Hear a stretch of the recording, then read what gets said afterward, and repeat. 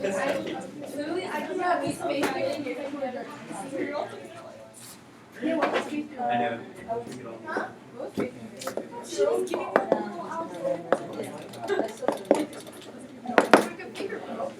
Not the book, but the character.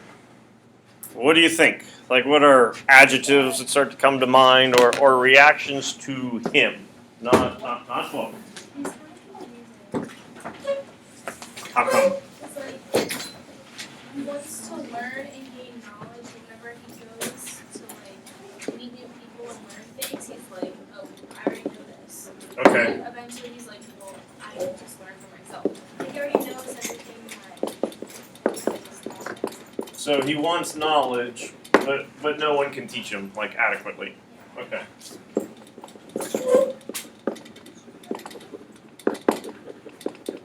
Okay, that works. Ellie. I thought he was kind of arrogant. There has been a little bit of a divide with that, where people will, and not that they mean exactly the same thing, but some people will call him arrogant, selfish, self-centered, and others are going, no, he treats Govinda like a little puppy, and others will go, absolutely not. So, are there any part, and certainly you could kind of argue that this is kind of arrogant, I want something, but you can't give it to me. Are there any other particular times where you would feel that arrogance manifests? I think it's just how he talks about it. People really condescending. Okay. I would say that, and this is certainly a cultural thing, he will do third person every now and then. And I don't think that's out of arrogance. That's more a cultural aspect where I don't know if it's so much be within conversation. I've never been to India and had deep conversations with person from there. But if you do look at texts, Bhagavad Gita, which is Hindu religious texts and things like that, you will come across quite a few, and just seems to be standard style. Well, characters will refer to themselves in third person. So it's not so much an issue in the U.S. anymore, but there used to be, if you'd watch Sports Center on ESPN, athletes would be using third person to describe them. Vince will get a 10 out of 10 on this literary check quiz. Yes, Vince is awesome. And so I think that kind of has that little bit of maybe a condescending style to it. I think that part might be more cultural. But at the same time, watch this. I'm going to hypnotize the old guy. Did it. Okay, let's go. Yeah, you can certainly argue there's still, arrogance, condescending, things like that taking place. Megan? I don't know if this should be under arrogance, but he doesn't really ever show any emotion, even when it's kind of He's pretty stoic.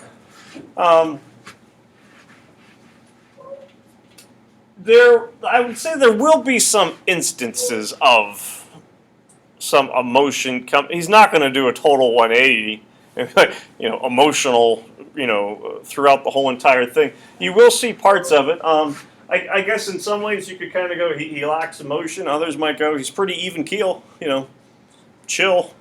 He doesn't do anything. He's just fine with how things are. But yeah, he is pretty stoic.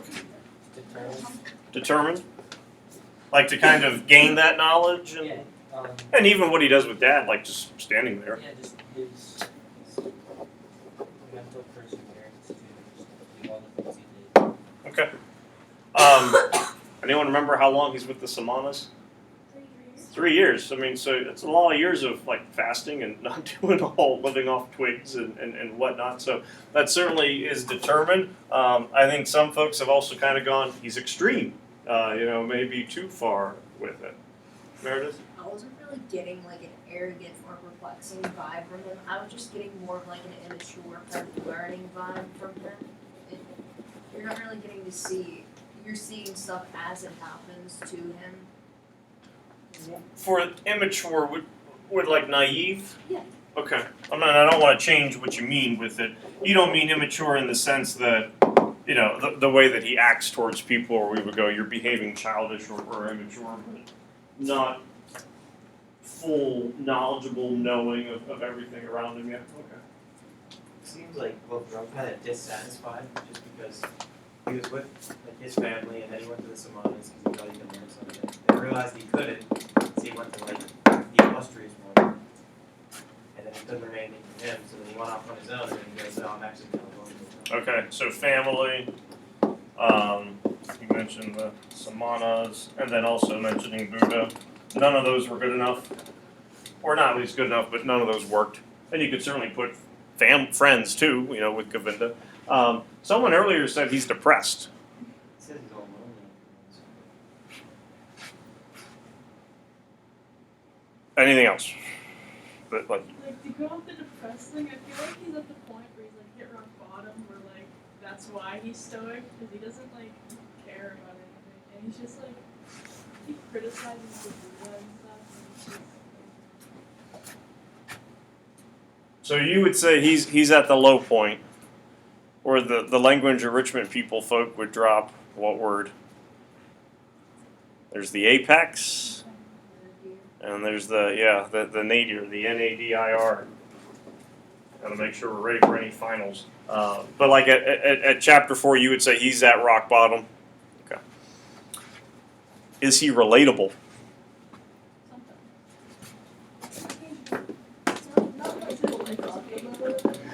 Kind of in like a like you kind of just look at everything now. yeah, and then sometimes he's like no. So you're on sometimes. Yeah. Like what aspect?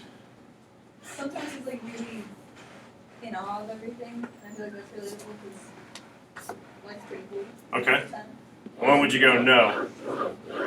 What's not really? Yeah. Fasting for 3 years. Yeah. I can't fast for like 3 months. I ate a dozen cookies so far today, so. I mean, I fast Why for stop like now? 2 years, but I'm cookies right now. Okay. It's fine. What else? So far as the yes, relatable, no, not relatable. He's trying to like figure out what he wants. I think at this age, like that's what we're trying to do, like gain as much knowledge as we can. Are you? And this is going to get philosophical quick because just the nature of the beast. Are you trying to learn as much as you can, or are you like someone would say that Siddhartha's on the quest to find it? What's it? I don't know. You'll know it when you find it. Like, are you trying to learn stuff, or are you like self-discovery, coming of age? I need to know who I am. I hope life is not suffering.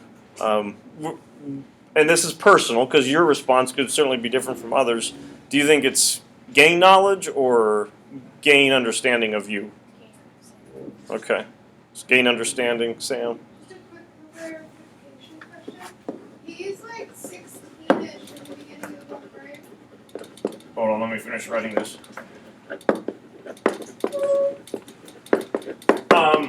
He's definitely young. I think there's a line early on where he says he's like a year away from 20, from his 20th year. So that would put him like 19 with Dad. There is then the 3 years that he spends with the Samanas. So by the time you're at the end of chapter 4, you figure he's somewhere in that 22, 23 neighborhood. So time does certainly get manipulated. Your version of the book, I don't remember how your page numbers line up, but your first 35 pages or whatever have been 3 years.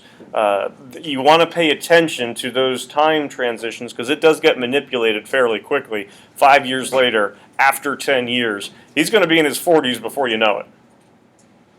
So pay attention to that kind of stuff. And not that it's cryptic, it's not going to go 12 moons later or anything like that. It'll say years. But it's good to remind yourself this isn't the 19-year-old, this isn't the 21-year-old or the 22-year-old. Boy, this isn't even the 35-year-old anymore. So different stages of life, gaining understanding of himself or yourself is going to mean something when you're 17 and it's going to mean something else when you're 37.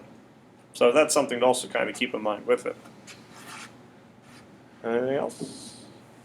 I was just thinking, I think like he takes things to some extremes because he's so determined that it's like not necessarily his fault that he turns kind of depressed because he makes such an effort to hide his emotions and like achieve nirvana or whatever. Mm-hmm. But he spends like so much effort covering them up that he comes across as stoic, and then in like the last chapter when he realizes like, oh, I miss my family and my friends, like he's becoming weak and like And you could even argue he's becoming human, at that point. It's been 3 years since I've seen those guys. And life was pretty good when he was 18, 19 years old. They were well-to-do, good status. Dad's a Brahmin, priest. They're wealthy. The girls adore him. The guys want to be him. Govinda's his little puppy. I mean, what word gets used with Govinda all the time, especially early on?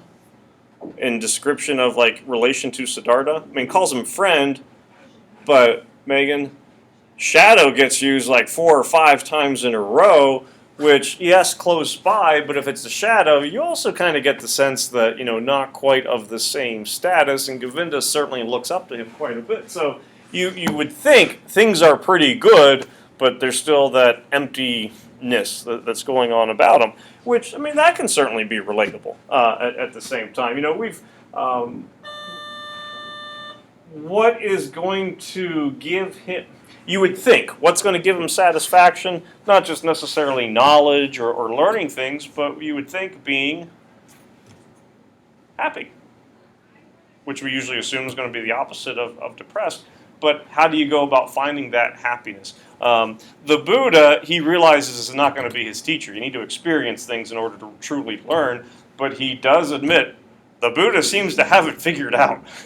The smile on his face, the contentment that's on there. This guy seems to really kind of know what's going on. It might seem like an odd parallel, but I think it makes a little bit more sense if you look at it. And this is total coincidence that the book gets published in the U.S. in 1951, just because of when it gets translated into English. So this would be 29 years after it gets written. We read a book also this year that gets published in 1951. And I would argue main characters aren't that different.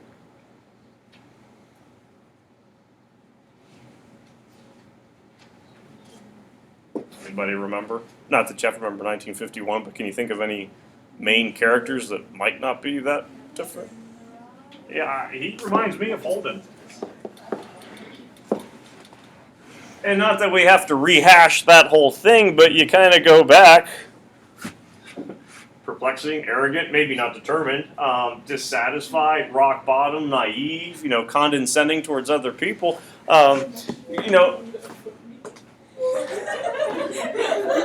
Well, he and Govinda basically decide that the world is Maya, M-A-Y-A. It's all like illusion, which is basically a euphemism for saying it's one big phony world. How do you find satisfaction? You get out of this cycle of, essentially phoniness. You pick anyone remember the flaw that he says he identifies within the Buddha's teaching or reasoning when they're having the conversation? And we're going to look at the passage in a little bit more detail tomorrow. There was like a gap between I don't know what, but it was I think it was something to do with achieving the happiness and actually experiencing something.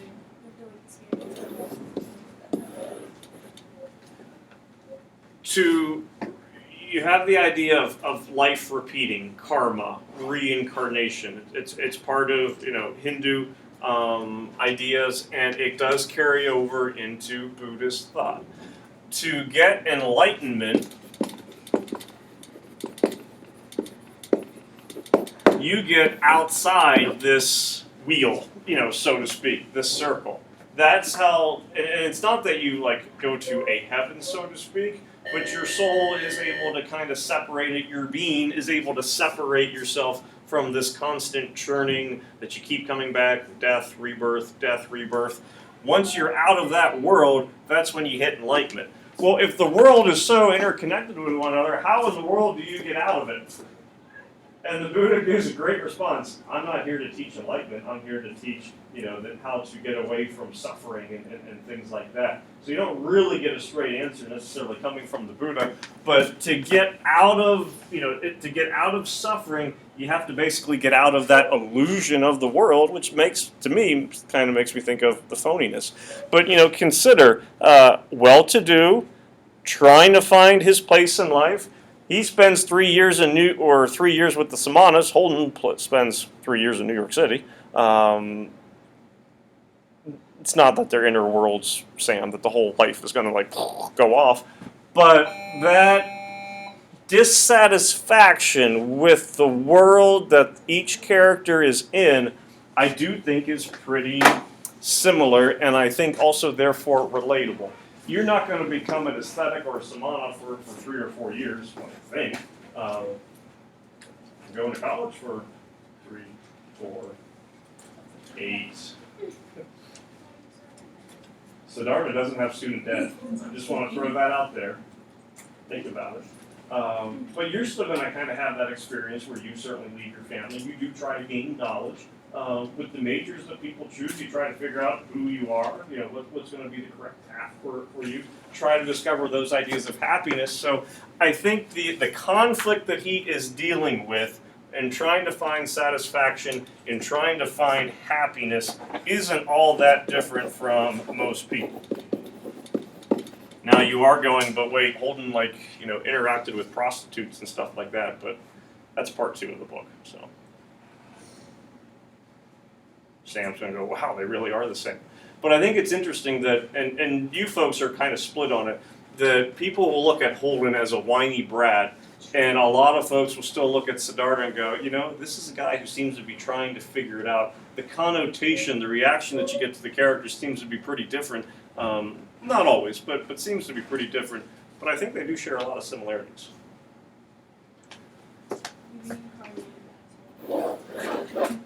Could be.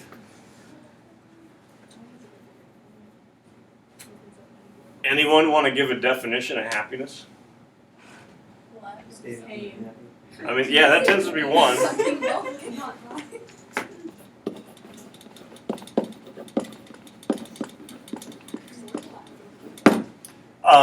And it's certainly kind of depending on your situation, that one will work. If I'm not, but you do have people who are migraine sufferers. Happiness for them would be a day that you don't hurt. For me, I don't wake up, today's a great day, I don't have a headache.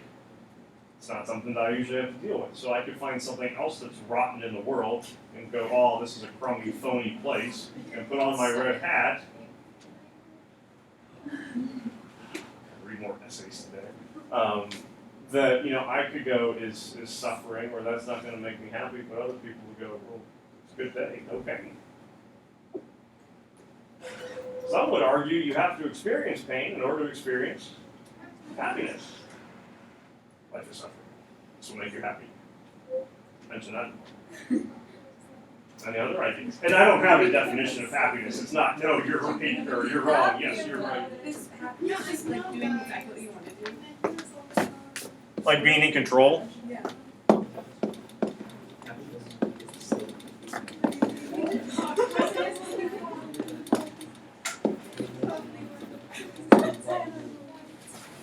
I think there's definitely argument for that. If that's the case, then Siddhartha might be going down the right path since he's taking his own thing.